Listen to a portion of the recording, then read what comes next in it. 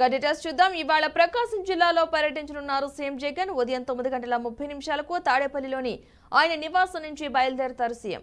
ఇక దోర్నాల మండలం ఎగువ చెర్లోపల్లిలో ఏర్పాటు చేసిన కార్యక్రమంలో పాల్గొంటారు. పైలాన్ ఆవిష్కరణ అనంతరం వెలుగొండ ప్రాజెక్టు 2వ టన్నెల్ను ప్రారంభిస్తారు. ఇక ఈ ప్రాజెక్టు ద్వారా 4.47 లక్షల ఎకరాలకు నీరు అందనుంది. ఇక ఇవాళ ప్రకాశం జిల్లాలో సీఎం జగన్ పర్యటించనున్నారు. ఉదయం 9:30 తాడేపల్లిలోని ఆయన నివాసం నుంచి బయలుదేరతారు సీఎం. డోర్నాల మండలం ఎగువ చెర్లోపల్లిలో ఏర్పాటు చేసిన కార్యక్రమంలో పాల్గొంటారు. అనంతరం పైలాన్ ఆవిష్కరించిన అనంతరం వెలుగొండ ప్రాజెక్టు 2వ టన్నెల్ను ప్రారంభిస్తారు. ఈ ప్రాజెక్టు ద్వారా 4.47 లక్షల ఎకరాలకు నీరు అందనుంది.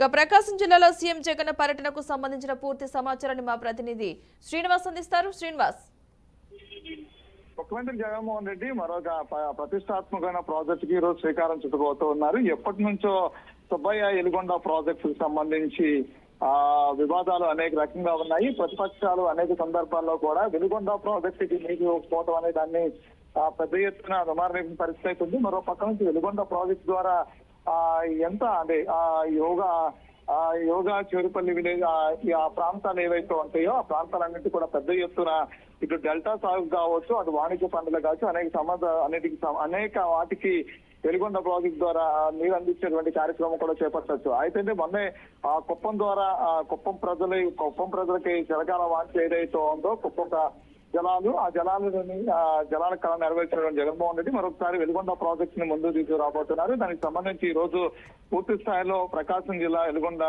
సుబ్బయ్య ఎలుగొండ ప్రాజెక్ట్ ఏది ఉందో దానికి శ్రీకారం చుట్టుపోతున్నారని చెప్పుకోవచ్చు. మరో పక్క నుంచి ప్రతిపక్షాలు 5 సంవత్సరాలుగా ముఖ్యమంత్రి జగన్మోహన్ రెడ్డి ఏదైతే ప్రతిష్టాత్మకంగా చేపట్టిన అనేక సంక్షేమ కార్యక్రమాలున్నాయో వాటిలో పెద్ద ఎత్తున ఇప్పటికీ అవకతవకలు జరిగిన అంశాలు కావచ్చు. అదేవిధంగా రాష్ట్రంలో అభివృద్ధి సంక్షేమంతో పాటు అభివృద్ధి అనేది ఉండాలి. అభివృద్ధి అనే అంశాన్ని పక్కన పెట్టారు పూర్తి స్థాయిలో. ఎక్కడ అభివృద్ధి చేయలేదని చెప్తూ ఉన్నారు. మరో పక్క నుంచి ప్రభుత్వం తరపు నుంచి అయితే అది ఉద్దానం కావచ్చు, అనేక కార్యక్రమాలు విద్యకు సంబంధించి వైద్యానికి సంబంధించి ప్రభుత్వం అనేక పెద్ద ఎత్తున ప్రభుత్వం అభివృద్ధితో ముందుకెళ్ళిందని చెప్పని ప్రభుత్వం సైడ్ నుంచి చెప్పింది. మరో పక్క నుంచి ఇటు ఉద్యోగుల విషయంలో కావచ్చు, నిరుద్యోగుల విషయంలో కావచ్చు, ఇటు సిపిఎస్ ఉద్యోగుల విషయంలో కావచ్చు, అనేక అంశాలకు సంబంధించి ప్రభుత్వం ముందుకెళ్లలేదనే అంశాన్ని చెప్తున్న నేపథ్యంలో కూడా ఒక్కొక్కటిగా అంటే ఎన్నికల దగ్గర పడుతున్న నేపథ్యంలో ఏదైతే ఎన్నికల నోటిఫికేషన్ రాకముందే ఒక్కొక్కటిగా పెండింగ్ లో ఉన్నటువంటి ప్రజల చిరకాల వాంఛలు ఏదైతే వాటిని తీర్చే విధంగా జగన్మోహన్ రెడ్డి ముందు ప్రభుత్వం అడుగులేస్తున్నట్టు కూడా చెప్పుకోవచ్చు.